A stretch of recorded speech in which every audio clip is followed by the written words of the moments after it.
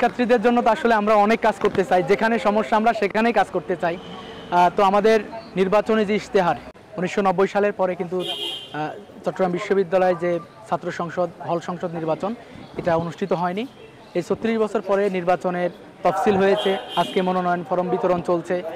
তো সব কিছু মিলিয়ে পুরো ক্যাম্পাসে একটা নির্বাচনী আমেজ তৈরি হয়েছে। শিক্ষার্থীরা এই নির্বাচনকে সাদরে গ্রহণ করছে, তাদের মধ্যে উচ্ছ্বাস দেখা দিয়েছে।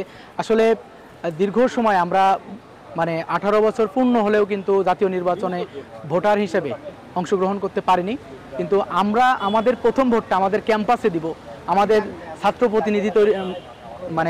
প্রতিনিধি নির্বাচনের জন্য দিব। এটা আসলে আমরা কখনো কল্পনা করিনি। এই স্বৈরাচারের বিদায়ের মাধ্যমে আমাদের কিছু সেই সুযোগ তৈরি হয়েছে। পুরো ক্যাম্পাসের ছাত্র সংগঠনগুলোও তারা সবাই নিজেদেরকে গোছাচ্ছে, তাদের প্যানেলগুলো ইতিমধ্যেই দু একটি প্যানেল আমরা দেখেছি যে তারা গুছিয়ে ফেলেছে। সবগুলো ছাত্র সংগঠন নির্বাচনের জন্য এগিয়ে যাচ্ছে। আমার মনে হয় যদি ছাত্র সংসদ নির্বাচনের যে আমেজ এটা যদি প্রশাসন ঠিকভাবে নির্বাচনকে এগিয়ে নিতে পারে, আমার মনে হয় ছাত্র সংগঠনগুলো এবং শিক্ষার্থীরা যদি নির্ভয়ে ভোট কেন্দ্রে আসতে পারে এবং তারা প্রার্থী হতে পারে, তাদের এই যে বেশিংয়ের যে ভয়টা থাকে, এরপরে কটূক্তি, আমাদের বিশেষ করে যারা নারী শিক্ষার্থী প্রার্থী রয়েছেন, যারা ভোটার রয়েছেন, তাদের যদি নিরাপত্তা নিশ্চিত করতে পারে, আমার মনে হয় যে নির্বাচনটা একটা চমৎকার নির্বাচন হতে চলেছে, চাকসু নির্বাচন। ইসলামী ছাত্র শিবির তো কোনো ক্যাম্পাসে নিজস্ব নামে কোনো সংগঠনই আসলে প্যানেল দাঁড় করায়নি। আমরা এই ক্যাম্পাসেও অংশীজনদেরকে সাথে নিয়ে আমরা একটা প্যানেল দাঁড় করাবো। এর মধ্যে আমাদের যারা নারী প্রার্থী রয়েছেন, আমাদের বোনেরাও থাকবে। এরপরে আমাদের যারা ভিন্ন ধর্মাবলম্বী রয়েছেন, আমাদের সেই ভাই বোনেরাও থাকবেন। এবং বিভিন্ন সংগঠনগুলো যারা আমাদের সাথে কাজ করতে আগ্রহী, আমরা তাদেরকে নিয়ে একটা অংশীজনদের সাথে সবাইকে সম্পৃক্ত করে আমরা চমৎকার একটা প্যানেলের জন্য কাজ করছি। তবে আমাদের প্যানেল এখনও যেহেতু চূড়ান্ত হয়নি, আমরা বিভিন্ন অংশীজনদের সাথে এখনও বারবার বসতেছি, আলোচনা হচ্ছে। আমরা আশা করি দ্রুত সময়ের মধ্যেই, যেহেতু মনোনয়ন ফরম উত্তোলন এবং বিতরণের সময়টাও খুব কম সময়ের মধ্যেই আমাদের যে প্যানেল, এই প্যানেল আসলে সামনে চলে আসবে আনুষ্ঠানিকভাবে ইনশাআল্লাহ। আমাদের যে নেতা তারেক রহমান সে দেখেছেন তার মনোভাব কি, এই যে আমাদের সৌহার্দ ভাবটা সেটা আমাদের ফিরিয়ে আনতে হবে। দেশটা সমাজটা হলে আমাদের সবাই আমরা মিলেমিশে থাকবো। এই জায়গায় আমাদের ভিতরে কোনো সংখ্যালঘু বলতে কিছু নেই, এটা আমরা সবাই বাংলাদেশি।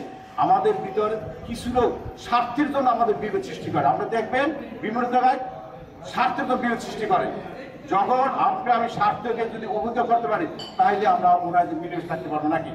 আসলে এখন সরকার পরিবর্তন পর কিন্তু আমি অনেকে কিন্তু ফোন করেছিলাম, ওই তখনকে জিজ্ঞেস করা, তখন না কে, তখন না রাত্র কয়টা মতো তোমাকে ফোন করেছিলাম বলো। তারপর কার্তিক দাদা ফোন করেছিলাম, মানিক দাদা ফোন করেছিলাম, দাদা আল্লাহ ভরসা করেন, কোনো সমস্যা হবে না। যোগাযোগ ও সাংবাদিকতা বিভাগের ৪র্থ বর্ষের শিক্ষার্থী আমি। প্রমাণ হল সংসদে নির্বাচনের জন্য প্রতিদ্বন্দ্বিতা করছি। আমার পদের নাম হচ্ছে দপ্তর সম্পাদক।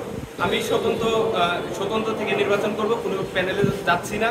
হলের যে সমস্যাগুলো, যেহেতু আমি প্রমাণ হলে থাকি, খাবারের যে সংকট, আমাদের এখানে ভালো রিডিং রুম নেই, আমাদের লাইব্রেরি নেই, এই বিষয়গুলো আমি সর্বোচ্চ চেষ্টা করব যে আমাদের প্রশাসনের কাছে উপস্থাপন করার। যেহেতু আমি দপ্তর সম্পাদকে দাঁড়িয়েছি, সেক্ষেত্রে আমি বিগত কয়েকটা সংগঠনে আমি অলরেডি দপ্তর সম্পাদকের কাজ করেছি।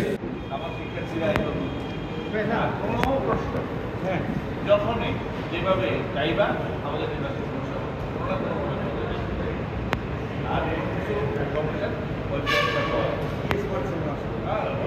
আর না আর